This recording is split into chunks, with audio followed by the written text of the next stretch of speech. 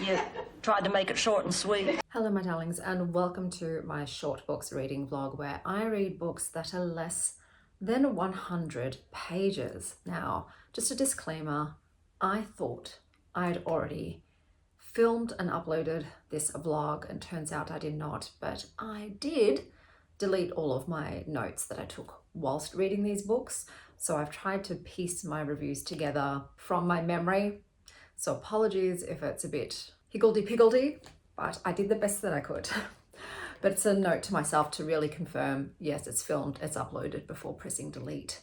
So the first book that I read for this short books vlog was The Scourge. Oh, I have not put the author's name. Give me a second. Like I said, I just slapped this together and I wish this was the first time this has happened to me, but 'tis not. Ness Brown. So let me start again. The first book I read was The Scourge Between Stars by Ness Brown. In this book, we have a starship named Calypso, and it is a haunted house in space. There's weird sounds coming from the walls, and people are getting killed. We have acting Captain Jacqueline Albright, who is trying to keep the last scraps of humanity alive as they inch their way home. But then unfortunately something starts turning the crew into a chunky salsa. And suddenly Jacqueline's job shifts from keep morale up to hunt down nightmare fuel in the ventilation systems. Is there mutiny? Yes. Is there a monster? Also yes. Is there therapy? Absolutely none. So this was a very tight, punchy novella that reads like someone blended Alien, Event Horizon, and Your Worst Week at Work together. The tension is kept very high, every corridor is dark, every system is failing. And why has no one knocked on the MIA captain's door yet?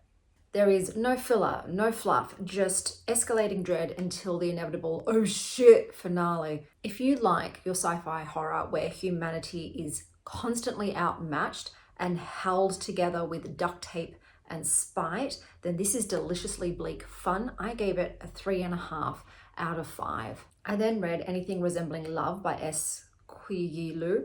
Hold on. So in this world, people's pain, shame, and disgust manifests itself physically as some kind of bug crawling out of their bodies. And our main character in this, Sylvia, has one rule: don't let her centipedes fall out in public. Unfortunately for her, life and the patriarchy keep poking at her like she's a rotten peach. She's spent years being polite, palatable, and pest-free until the dam finally bursts and suddenly she's a one-woman insect rave as she tries to navigate dating, trauma, and the horror of being a human host to both men and many-legged metaphors. She discovers that the grossest thing isn't the centipedes, it's the social expectations that made her hide them in the first place. So this is a very quiet, speculative novella that uses body horror not for shock value,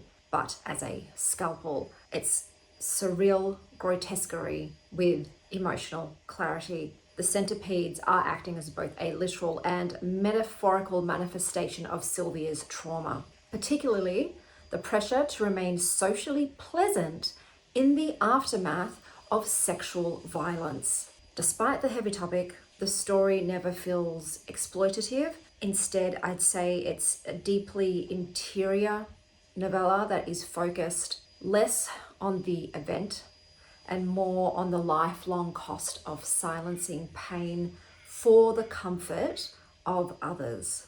If feminist speculative horror about boundaries is your niche, then this one sinks in with its many teeth. I gave it a 3 out of 5. Apologies for the leaf blowing sounds in the background. I tried to wait, but I have something I need to go to today, so we're just going to power through.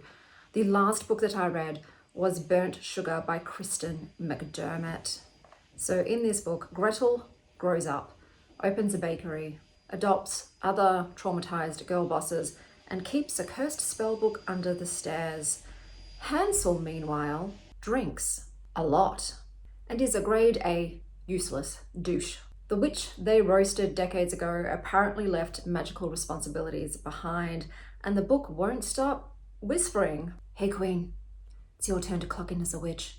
As Hansel slowly pickles himself from the inside out, Gretel must decide whether to give in to the siren call of becoming the next gingerbread house witch. This basically is Hansel and Gretel, but make it 40 years old, tired, and a little more witchy. It is a gorgeously grim, moody fairy tale retelling that feels like a cross between a dark chocolate and emotional scarring.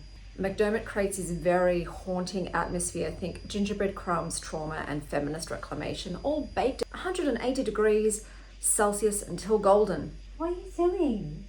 What are you doing? Is this what you're playing with? Is that what you're playing with? Yeah. Sorry guys. Gretel is a phenomenal protagonist. She is fierce, exhausted, morally grey, and deeply human. I have so much cat hair on my face. Hansel is a tragic disaster man. The apprentices, perfectly feral vibes. The novella fits in grief, magic, family bonds, codependency, addiction, redemption, and a lot of eerie woodland ambience into a tiny package. It is lush, it's sharp, it's sweet but bitter.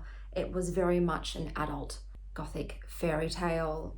The main themes were psychological trauma, coercive magic, found family, feminine rage and reclamation, breaking and inheriting curses, responsibility versus freedom and power's seductive cost. I gave this a 5 stars. I absolutely adore this. I am a sucker for a fairy tale retelling, and this one was right up my alley. I like it when they're a bit darker. I like it when they do something different with the original source material, and I thoroughly enjoyed this short story. So let me sum up. Oh, you pushed the whole thing down. Let me sum up all the books I read in this reading vlog. We have The Scourge Between Stars by Ness Brown, which I gave 3.5. A tense, bloody, claustrophobic sci-fi horror where a failing ship and a ravenous intruder race to see which kills the crew first. Anything Resembling Love by S. Chi-Yi Lu, which I gave 3 stars. A woman's suppressed trauma erupts into literal centipedes in this haunting, metaphor-rich, speculative novella about rape culture and the violence of niceness.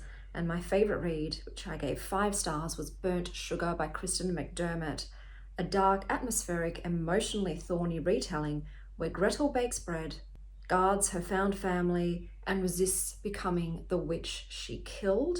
So those were the short books I read for this reading vlog. Today I'm heading out into the city. I'm taking my daughter and her boyfriend out shopping. I will probably eat some food, maybe even browse some bookstores. There is a book I want to read for a Get Real Weird With It vlog that I'll need to purchase. So I might pop into Metropolis bookstore to see if they have it. That would be my best guess, because World Food Books, which I also visit, is only open 2 days a week now for a couple of hours a day, and it's just not that day. So that's what's on the agenda. If you don't hear from me again, until next time, get shorty, Star Child.